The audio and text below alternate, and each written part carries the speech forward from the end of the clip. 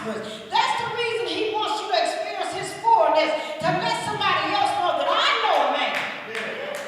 That I know a man.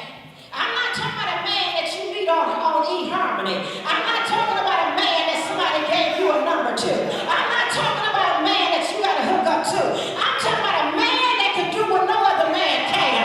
I'm talking about a man that can put you in your right mind. A man that can put a roof over your head. A man that can make a way out of nowhere. I'm talking about a man that made a way for you to get to heaven. I'm talking about a man that laid his life down for you.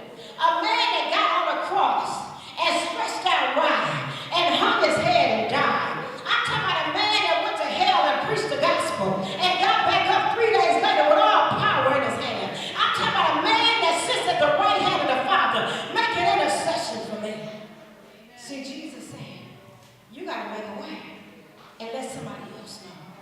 This notable woman had her priorities right. She said, I want others to experience that.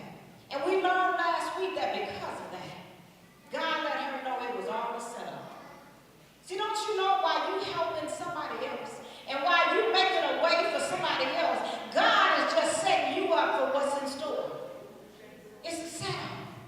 If we ever just get our focus off of just us, we'll realize when I'm not thinking about me, God is able to work on me.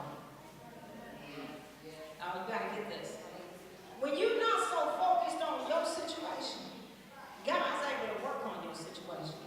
That's why God said that patience have her perfect rose, it says when the child was grown, it fell on the day that he went out to his father, to the reapers.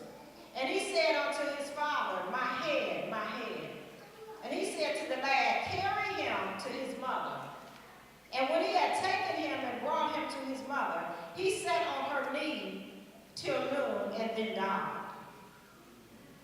The vision, the desire that God had given her is dead.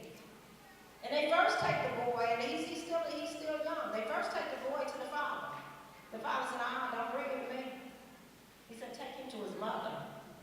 Take him to she who believed in that vision. Take him back to the source. He said, I'm out in the field working. He said, this was her vision. This was her dream. This was her faith that produced this. He said, take him to his mother. And they take the boy to his mother. He sits on her knee, it says, until noon.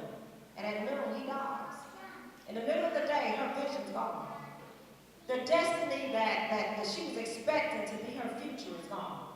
See, sometimes God will manifest your vision, manifest your dream, what you were waiting for, and you'll go through a season where it looks like it's dead.